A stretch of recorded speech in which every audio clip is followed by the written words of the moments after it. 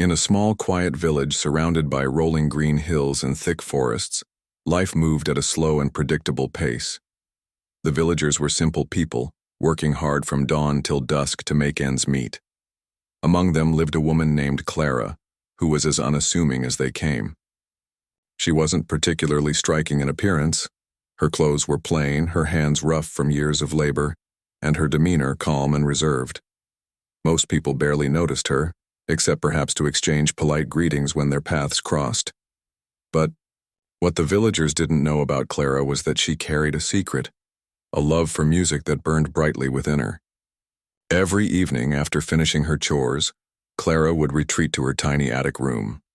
There, tucked away under the sloping roof, sat an old, battered violin. It was a relic passed down from her late grandfather, who had once played it with great passion during his younger days. Unfortunately, he never had the chance to teach Clara how to play. Still, the instrument held immense sentimental value, and Clara couldn't bear to part with it.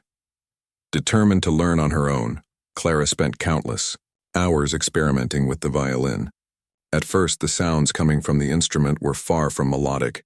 Screeches and awkward notes filled the air as she struggled to find the right technique. But Clara was patient. Day by day, week by week, she practiced tirelessly. Slowly, but surely those jarring noises began to transform into something recognizable.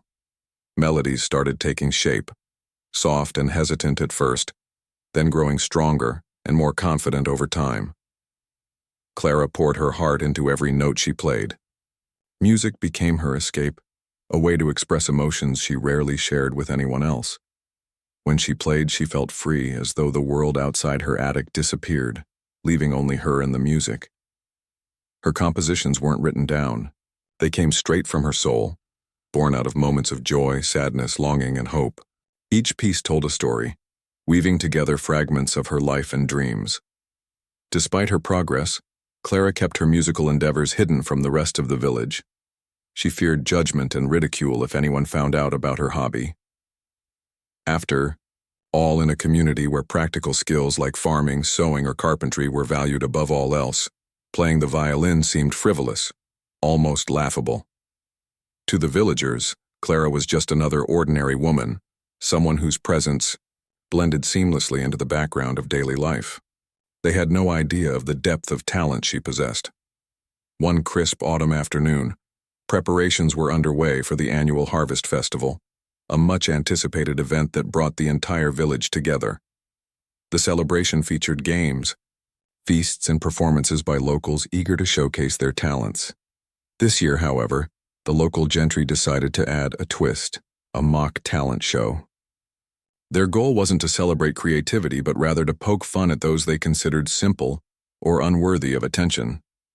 It was meant to be light-hearted entertainment, though thinly veiled insults often slipped through. As the organizers brainstormed ideas for acts, one name kept coming up: Clara. Someone joked about how amusing it would be to see her stumble through an attempt at singing or dancing. Another suggested making her try some ridiculous task that would guarantee laughter from the audience. Eventually, someone proposed having her play the violin, not knowing she actually could, but assuming it would lead to a comical disaster. Without hesitation, the group agreed. They sent Clara an invitation, certain she'd provide exactly the kind of entertainment they were looking for. When Clara received the invitation, her heart sank. She knew why she had been chosen. It wasn't because anyone believed in her abilities. Still, she hesitated. For years, she had kept her music private, shielding it from prying eyes and judgmental comments. But now, faced with this unexpected opportunity, a flicker of defiance sparked inside her. Why should she let fear dictate her actions? Why not step onto that stage and prove them wrong? After days of deliberation, Clara made up her mind. She accepted the invitation, determined to face whatever awaited her. Little did she know this decision would change not only her life, but also the way others saw her and themselves. Though nerves gnawed at her stomach as the festival approached, Clara clung to the belief that her music might speak louder than words ever could. And so, armed with her grandfather's violin and a resolve stronger than she'd ever felt before, Clara prepared to take center stage. The night of the Harvest Festival finally arrived, and the village buzzed with excitement. The Grand Hall, usually reserved for solemn gatherings or important meetings, had been transformed into a lively venue. Colorful paper lanterns hung from the ceiling, casting warm golden light over the room. Long wooden tables groaned under the weight of roasted meats, freshly baked bread, and steaming bowls of stew. The air was filled with laughter, chatter, and the clinking of glasses as villagers and visitors alike celebrated the end of another successful harvest season. At one end of the hall, a small stage had been set up for the talent show. It wasn't anything fancy, just a raised platform draped with faded red curtains, but it served its purpose well enough. As the evening wore on, performers took turns stepping onto the stage, each trying to outdo the last. Some sang folk songs off-key, but with enthusiasm, while others performed clumsy jigs that left the audience chuckling. A few acts were genuinely impressive. A young boy's acrobatics drew gasps of admiration, and an elderly woman's storytelling captivated listeners with tales of old. However, not every act was met with applause. There were moments when the mockery intended by the organizers became painfully clear. One man, known for his stutter, attempted to recite a poem but stumbled so badly that the crowd erupted in cruel laughter. Another villager, who had agreed to juggle apples despite having no prior experience, dropped them repeatedly, earning jeers instead of cheers. These acts weren't meant to celebrate talent. They were designed to humiliate, and the audience played along willingly, feeding off the embarrassment of those on stage. As the clock ticked closer to Clara's turn, the atmosphere grew increasingly tense. Backstage, she waited nervously, clutching her grandfather's violin tightly. Her heart pounded in her chest and her palms were slick with sweat. She could hear the muffled voices of the crowd seeping through the thin curtain separating her from the stage. Occasionally, bursts of laughter reached her ears, sending shivers down her spine. Each laugh felt like a reminder of what awaited her. The ridicule, the sneers, the smug faces watching her fail. When her name was called, Clara hesitated for a moment, her legs feeling heavy as lead. Taking a deep breath, she stepped forward, pushing aside the curtain and walking onto the stage. The sudden brightness of the lanterns blinded her momentarily, and the sea of faces staring back at her seemed endless. Whispers rippled through the crowd as people craned their necks to get a better look at the simple woman who had dared to participate in the talent show. Well, the MC began, his tone dripping with sarcasm. Ladies and gentlemen, prepare yourselves for, well, we're not sure what. Let's see what our dear Clara has in store. His words were met with guffaws and snickers, and several people leaned back in their chairs, already confident they were about to witness yet another awkward failure. Clara stood there silently, her cheeks flushed, but her expression unreadable. She didn't flinch even as someone in the front row let out a loud, exaggerated yawn. For a brief moment, Clara allowed herself to take in the scene before her. She saw the mocking grins, the rolled eyes, the crossed arms, all signs of disdain and disbelief.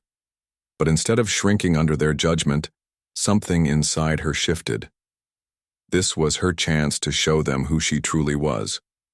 Not the quiet, unremarkable woman they thought they knew, but someone with a voice that could speak louder than any insult. With deliberate slowness, Clara raised the violin to her chin. The movement drew a few curious glances, though most people still looked skeptical. Adjusting her grip on the bow, she closed her eyes briefly, centering herself. Then, without warning, she drew the bow across the strings, producing the first note. It was a sound unlike anything anyone had expected. Rich and resonant, it cut through the noise of the hall like a blade slicing through fog.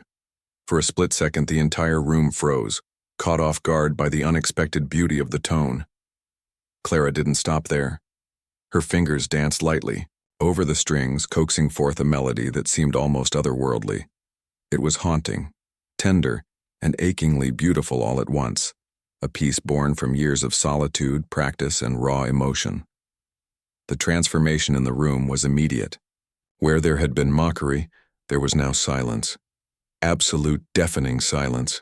No one dared to whisper, cough, or shift in their seats. Every person in the audience was transfixed, their eyes glued to the woman on stage who had somehow silenced them all. Even the MC who had introduced Clara with such condescension found himself unable to move, his jaw slack with disbelief. As the music swelled, Clara lost herself completely in the moment. She wasn't playing for them anymore. Not for the villagers, not for the gentry, not for anyone except herself. Each note carried fragments of her soul, the loneliness of long nights spent practicing alone, the joy of discovering new harmonies, the ache of being underestimated time and again. And yet beneath it all there was strength, a quiet resilience that refused to be broken. By the time she reached the climax of the piece, the entire hall felt electric with emotion. Some listeners leaned forward, their brows furrowed in concentration, as if trying to absorb every nuance of the performance. Others sat perfectly still, their mouths slightly open in awe. Tears welled up in the eyes of more than one spectator, though no one made a sound.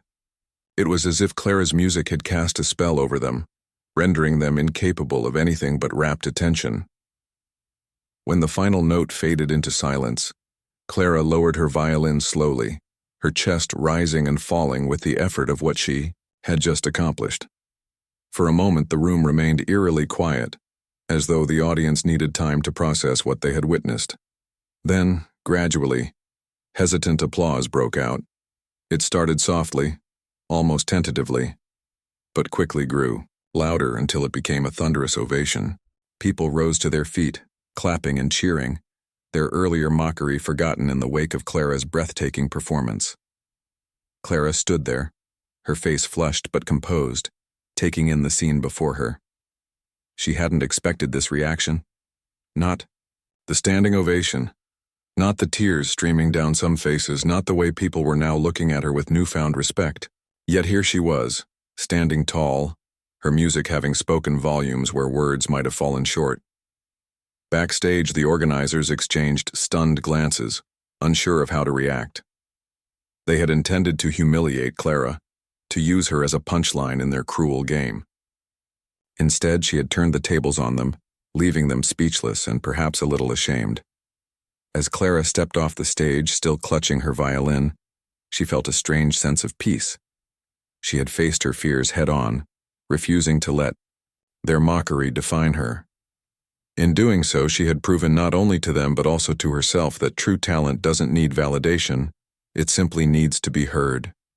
As the last note of Clara's performance lingered in the air, a profound stillness settled over the grand hall.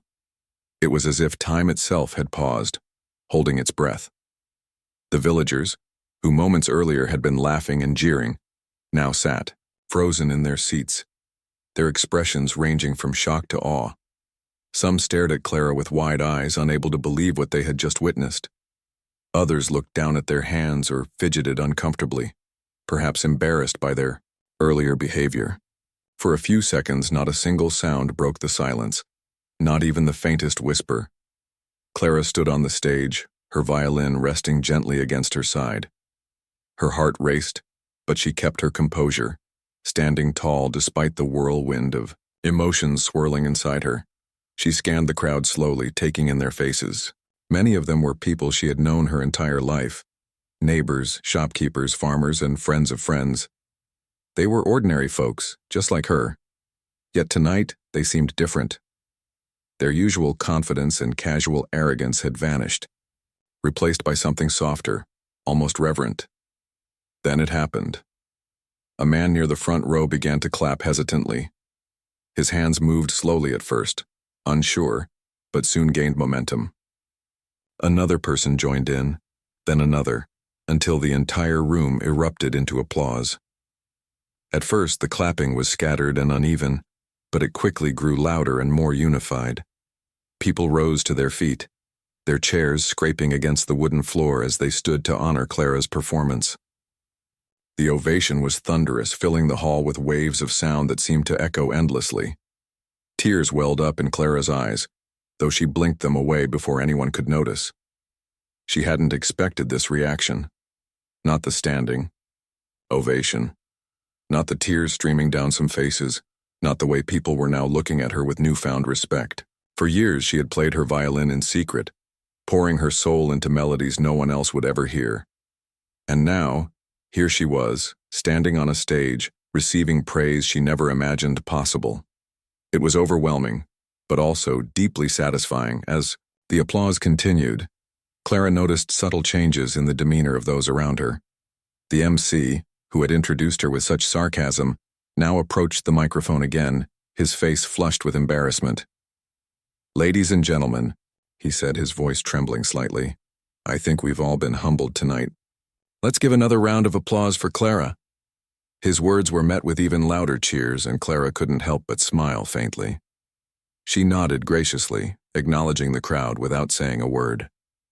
Her music had spoken for her, and she didn't need to add anything more.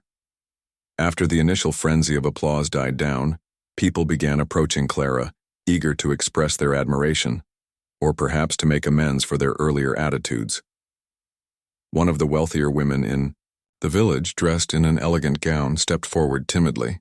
"Clara," she said, her voice soft and hesitant, I don't know what to say. That was breathtaking. Absolutely breathtaking." Clara simply nodded, accepting the compliment with quiet dignity.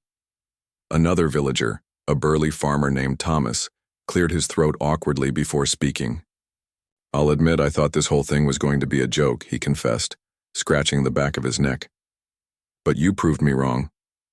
You really showed us all something special tonight." Clara offered him a small smile, choosing not to dwell on his admission. She understood that people often acted out of ignorance or habit, and while their earlier mockery stung, she wasn't interested in holding grudges. Some of the apologies felt genuine, while others came across as insincere attempts to salvage reputations. A group of young men who had been among the loudest laughers earlier tried to congratulate Clara with exaggerated enthusiasm. "Wow, Clara, we had no idea you were so talented," one of them exclaimed, slapping her on the shoulder a little, too hard. Clara merely nodded politely, recognizing the forced cheerfulness in their tone. She didn't respond to their comments, letting her silence speak for itself. Despite the mixed reactions, Clara couldn't deny the shift in the atmosphere. The same people who had mocked her earlier were now treating her with deference, calling her a prodigy and marveling at her skill. Words like genius and amazing echoed through the hall, bouncing off the walls and mingling with the lingering notes of her music. Children whispered excitedly to their parents, asking if they could learn to play the violin like Clara. Even the gentry, who had orchestrated the mock talent show, seemed shaken by the turn of events. They exchanged uneasy glances, clearly unsettled by how drastically the evening had unfolded. For Clara, the moment was bittersweet. On one hand, she felt a deep sense of vindication. Her music had silenced her critics and forced them to see her in a new light. On the other hand, she knew that much of the praise she was receiving was rooted in guilt or obligation, rather than true appreciation. Still, she chose to focus on the positives. This was her chance to inspire others, to show them that passion and perseverance could overcome even the harshest judgments. As the night wore on, Clara found herself surrounded by well-wishers offering congratulations and invitations. Several musicians in attendance expressed interest in collaborating with her, while wealthy patrons promised to repair her battered violin or gift her finer instruments. Clara listened patiently, thanking them for their generosity but making no promises. She didn't want to get swept up in the sudden attention. Her love for music had always been about personal expression, not fame or fortune. Eventually, the festival drew to a close, and the crowd began to disperse. As Clara packed up her violin and prepared to leave, she paused for a moment to take in the scene. The once raucous hall was now quiet, save for the soft murmur of lingering conversations. Lanterns flickered dimly, casting long shadows across the walls. It was hard to believe that just hours ago, this same space had been filled, with laughter aimed at her expense. Now it felt like a place of triumph, a testament to the power of art to transcend prejudice and misunderstanding. Walking home under the starlit sky, Clara reflected on everything that had transpired. She thought about the villagers' initial mockery and how it had fueled her determination to prove them wrong. She thought about the raw emotion she had poured into her performance, channeling years of solitude and resilience into every note. And she thought about the audience's reaction, the stunned silence, the tears, the applause. It had all been unexpected yet deeply rewarding. By the time Clara reached her modest cottage, she felt a renewed sense of purpose. She realized that her journey was far from over. Music had given her a voice when she had none, and now it had opened doors she never dreamed possible. But more importantly, it had reminded her of the importance of staying true to oneself, no matter the obstacles. As she placed her grandfather's violin carefully back in its case, Clara made a silent promise to continue sharing her gift with the world, not for recognition, but because it was part of who she was. Little did she know, her performance that night would ripple outward, touching lives far beyond the boundaries of her small village. Word of her extraordinary talent spread quickly, carried by those who had witnessed her transformational act. Soon, invitations to perform at larger venues began arriving, along with offers of support and mentorship. Clara's story became a beacon of hope for others who dared to pursue their passions against all odds. And though she remained humble, she embraced these opportunities knowing they would allow her to reach even more people with her music. That night marked the beginning of a new chapter in Clara's life, one defined not by ridicule or invisibility, but by courage, resilience, and the universal language of music. The days following Clara's unforgettable performance at the Harvest Festival brought a wave of changes that she had never anticipated. Word of her extraordinary talent spread like wildfire, first through the village, and then beyond its borders. Travelers who had attended the festival couldn't stop talking about the simple woman, whose violin silenced an entire room. Merchants passing through neighboring towns recounted the story with wide-eyed enthusiasm, describing how her music seemed to weave magic into the air. Before long, Clara's name became synonymous with brilliance and resilience. At first, Clara tried to maintain her usual routine, waking early to tend to her chores and spending quiet evenings in her attic practicing her violin. But it wasn't long before strangers began showing up at her door, musicians eager to collaborate, wealthy patrons offering financial support, and even reporters hoping to capture her story for newspapers. Some came bearing gifts, beautifully crafted violins, sheet music from renowned composers, or invitations to perform at prestigious venues. Others arrived with promises of fame, urging her to leave the village and pursue a career on grander stages. Clara listened to their offers, politely but remained cautious. She didn't want to lose herself in the whirlwind of attention. Her love for music had always been deeply personal, a refuge where she could express emotions too complex for words. While she appreciated the recognition, she knew that fame wasn't her goal. Still, she couldn't ignore the opportunities this newfound visibility presented. If her music could inspire others, why shouldn't she share it?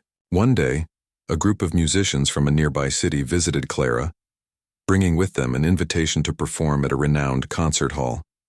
They explained that their ensemble was hosting a special evening dedicated to celebrating local artists, and they wanted Clara to be the centerpiece of the event. At first, Clara hesitated. Performing in front of her fellow villagers had been challenging enough. Stepping onto a professional stage felt like stepping into another world entirely. But after much thought and encouragement from a few trusted friends, she accepted the offer. Preparing for the performance required more effort than Clara had imagined.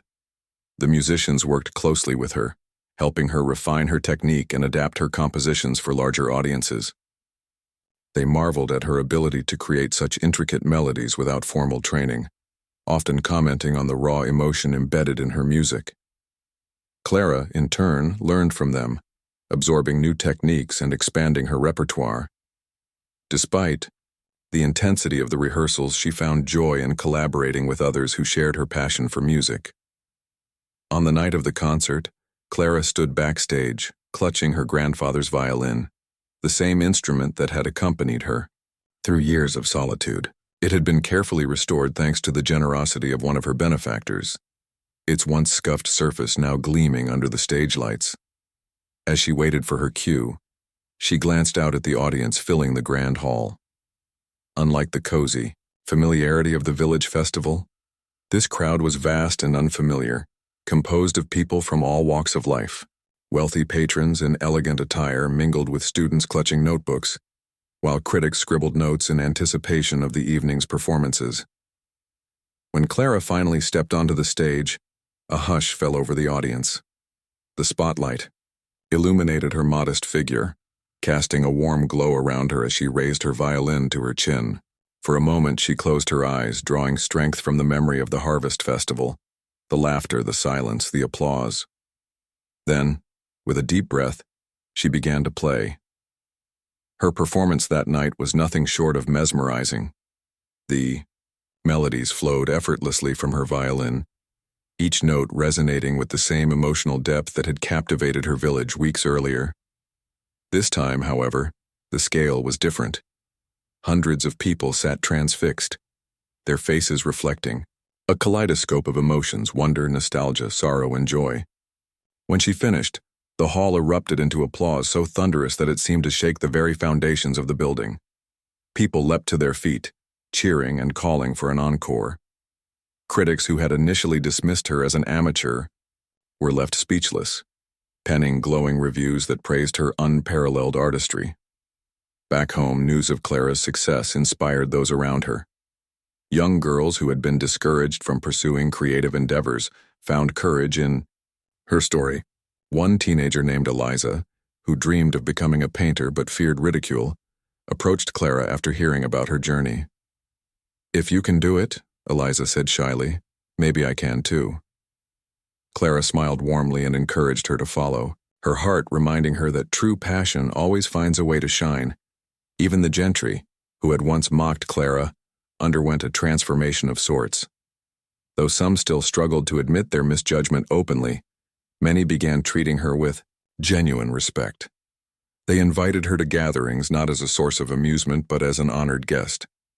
A few even expressed regret for their role in the mock talent show, though Clara accepted their apologies graciously, choosing not to dwell on the past.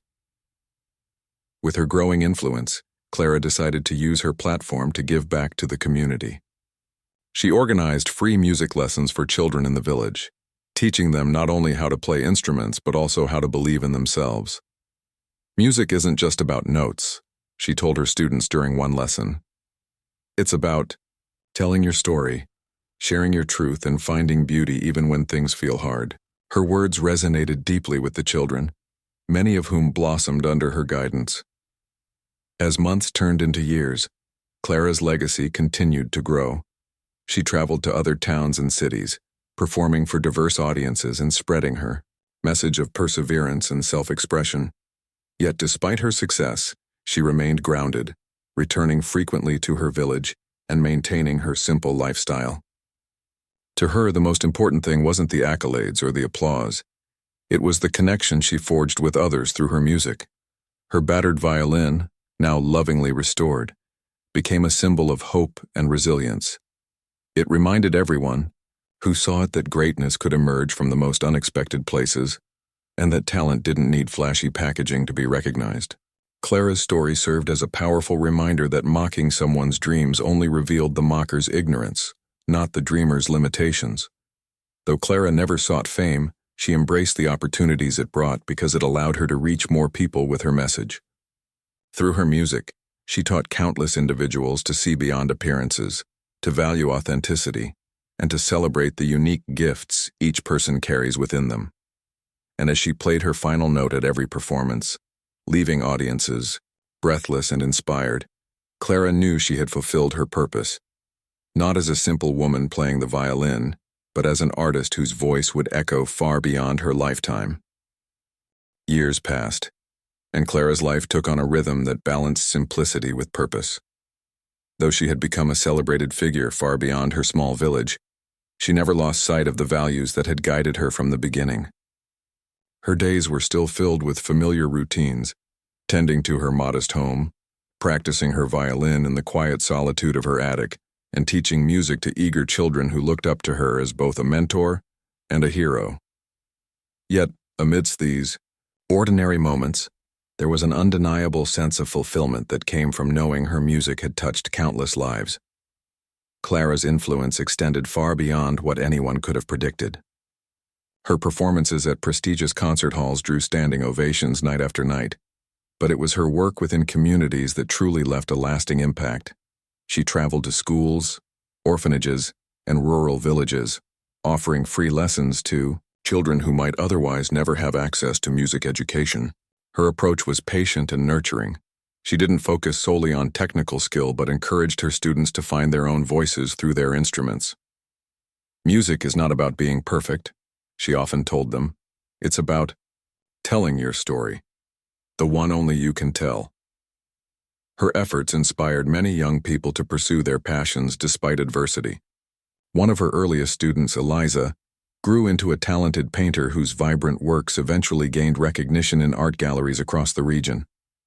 Another boy named Samuel, who had struggled with self-confidence, discovered a love for composing melodies under Clara's guidance. Years later, he wrote a symphony dedicated to her, a piece that premiered at a major festival and brought tears to Clara's eyes when she heard it performed. Even those who weren't directly involved in music found inspiration in Clara's journey. Her story became a beacon of hope for anyone who had ever felt underestimated or dismissed. In towns where she performed, people began to challenge their own biases, questioning why they judged others based on appearances or assumptions. A local baker once told her, "You've made us realize how wrong we were to laugh at someone just because they seemed different. Now I look at everyone a little differently. I try to see what's inside instead of making quick judgments."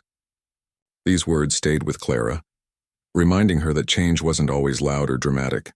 Sometimes it happened quietly, one heart at a time. Despite her growing fame, Clara remained humble and grounded. She continued to live in her small cottage, refusing offers to move to larger cities or adopt a more luxurious lifestyle. "This is my home," she would say whenever someone suggested she relocate. "It reminds me of where I came from, and of all the people who believed in me when no one else did." Her grandfather's violin, now fully restored, remained her most treasured possession.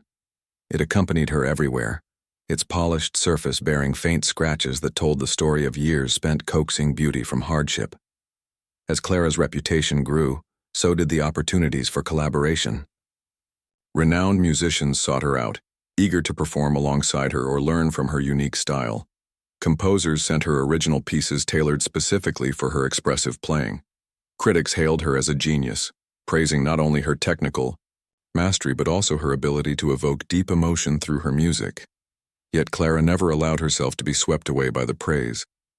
To her, success wasn't measured by applause or accolades. It was reflected in the smiles of her students, the gratitude of strangers moved by her performances, and the knowledge that she had stayed true to herself. One particularly memorable moment occurred during a charity concert held in a bustling city. The event aimed to raise funds for underprivileged children, and Clara was invited to headline the program.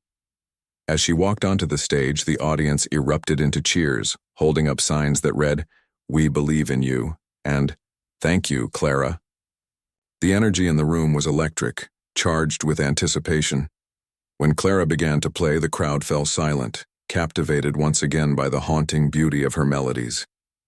But this time, something extraordinary happened. Halfway through her performance, a group of children joined her on stage, singing softly along with the tune she had taught them during a workshop earlier that week. Their voices blended seamlessly with the music, creating a harmony that brought many in the audience to tears. That night, Clara realized that her legacy wasn't just about her. It was about the ripple effect of kindness and inspiration spreading outward. Back in her village, Clara's presence continued to shape the community in profound ways.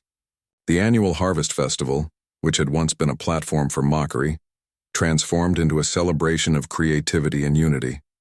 Villagers proudly showcased their talents, no longer afraid of judgment. Even the gentry, who had initially orchestrated the mock talent show, played active roles in organizing events that uplifted rather than belittled. They credited Clara for opening their eyes to the harm caused by arrogance and prejudice, vowing to support initiatives that fostered inclusivity and mutual respect. Clara also became a bridge between generations. Older villagers who had lived through decades of tradition and hardship, found solace in her music, which evoked memories of simpler times. Younger residents, eager to embrace modernity, admired her ability to blend heritage with innovation. Through her performances, she wove together stories of the past and dreams of the future, creating a tapestry of shared identity that strengthened the bonds within the community. Though Clara cherished her connection to the village, she understood the importance of looking beyond its borders. She collaborated with organizations dedicated to promoting arts education in underserved areas, traveling to remote regions where resources were scarce, but enthusiasm ran high. In one such place, she met a teenage girl named Lila, whose family couldn't afford to buy her a proper instrument. Undeterred, Lila had fashioned a makeshift guitar out of scrap materials and practiced tirelessly, determined to make music regardless of her circumstances. Moved by her determination, Clara arranged for Lila to receive a scholarship to study at a music academy. Years later, Lila returned to her hometown as a teacher, ensuring that other children wouldn't face the same barriers she had. Clara's generosity extended beyond music. She used the proceeds from her concerts to fund scholarships, build libraries, and provide meals for families struggling to make ends meet. Her actions reminded everyone around her that success wasn't meant to be hoarded, it was meant to be shared. By giving back, she created a cycle of positivity that benefited countless lives. As she entered the later years of her life, Clara reflected on the journey that had brought her here, from the lonely nights spent practicing in secret to the stages where thousands gathered to hear her play. Every step had shaped her into the person she was today. She knew she hadn't achieved everything alone. The support of kind-hearted individuals, the resilience born from adversity, and the unwavering belief in her own potential had all played a role. And while she acknowledged the challenges she had faced, she chose to focus on the victories, not just hers, but those of the people she had inspired along the way. Clara's final public performance took place in her village during a special edition of the Harvest Festival organized in her honor. The entire community turned out to celebrate her contributions, decorating the grand hall with flowers and ribbons. As she stepped onto the stage, the audience rose to their feet, applauding not just for her music, but for the woman who had taught them the power of perseverance and grace. With trembling hands, she raised her violin to her chin and played a melody she had composed especially for this occasion, a tribute to the village, its people, and the dreams they had nurtured together. When the last note faded into silence, the crowd stood motionless, overwhelmed by the depth of emotion in her farewell. Then slowly, they began to clap, their applause echoing like a heartbeat that refused to stop. Clara bowed deeply, tears streaming down her face, knowing that this wasn't an ending but a continuation. Her music would live on, not just in recordings or compositions, but in the hearts of those she had touched. And as she walked off the stage for the final time, she carried with her the knowledge that her legacy would endure, inspiring generations to come. As the years rolled on, Clara's presence in the village gradually became less frequent. Age had begun to take its toll, and though her spirit remained as vibrant as ever, her body could no longer keep up with the demands of constant travel and performance. She spent more time at home, surrounded by memories that filled every corner of her modest cottage. The walls were adorned with photographs of her students, letters from grateful fans, and mementos from festivals and concerts she had graced over the decades. Her grandfather's violin, now restored to perfection, rested in a place of honor on a wooden stand near the window, catching the light of the morning sun. Despite stepping back from public life, Clara's influence continued to ripple outward. Her music lived on through the countless lives she had touched. Students who had grown into accomplished musicians, teachers who carried forward her methods, and communities inspired by her message of resilience and authenticity. People often spoke of her not just as a musician, but as a symbol of hope, someone who had shown them that even in the face of mockery and hardship, one could rise above and create something beautiful. Eventually, Clara passed away peacefully in her sleep, surrounded by loved ones and friends who had gathered to share stories and laughter in her final days. News of her death spread quickly, reaching far beyond the village where she had lived most of her life. Tributes poured in from all corners, from former students whose careers she had shaped, from audiences who had been moved to tears by her performances, and from strangers who had simply heard her story and found courage in it. The village held a grand memorial service in her honor, filling the same hall where she had silenced skeptics decades earlier. Instead of sadness, the event was marked by celebration, a testament to the joy and inspiration Clara had brought into the world. Her battered violin, which had once seemed so ordinary, was carefully preserved and donated to a museum dedicated to local legends. Displayed alongside it was a plaque bearing Clara's name and a brief account of her journey. Visitors marveled not only at the instrument itself but also at the story behind it, the tale of a simple woman who had turned ridicule into triumph and silence into symphony. School children visiting the museum listened intently as tour guides recounted how Clara's music had transformed an entire community, teaching lessons about humility, perseverance, and the power of believing in oneself. Clara's legacy extended beyond physical artifacts, like the violin or plaques. It lived on in the hearts of those who had known her personally, and in the countless others whose lives had been indirectly shaped by her example. Teachers used her story to encourage students to pursue their passions despite obstacles. Artists cited her as proof that creativity didn't require validation from critics to be meaningful, and social advocates pointed to her journey as evidence that change could start with a single act of defiance, a refusal to let negativity define you and now. The years following Clara's passing, several initiatives were launched in her memory. A foundation named after her provided scholarships for young musicians from underprivileged backgrounds, ensuring that financial barriers wouldn't prevent anyone from pursuing their dreams. Annual music festivals began featuring a special category called the Clara Award, given to performers who demonstrated exceptional emotional depth in their work. These events drew participants from across the country, eager to honor the woman whose music had transcended boundaries of class, status, and judgment. Even generations removed from Clara's time continued to find inspiration in her story. Decades later, a filmmaker decided to adapt her life into a movie, capturing both the hardships she endured and the triumphs she achieved. The film resonated deeply with audiences worldwide, introducing Clara's legacy to new demographics who might never have otherwise heard of her. Critics praised the movie for its portrayal of resilience and humanity, while viewers left theaters feeling motivated to embrace their own unique talents and face challenges with grace. Back in Clara's village, her impact remained ever present. The annual Harvest Festival evolved further, becoming a beacon of inclusivity and creativity. What had once been a stage for mockery was now a platform for empowerment, where villagers showcased their skills without fear of ridicule. Every year, organizers made sure to include a tribute to Clara, a moment of silence followed by a recording of one of her iconic performances. As the haunting notes echoed through the hall, attendees were reminded of the transformative power of art and the importance of treating others with kindness and respect. Some nights, when the village was quiet and the stars shone brightly overhead, locals swore they could still hear faint strains of music drifting through the air.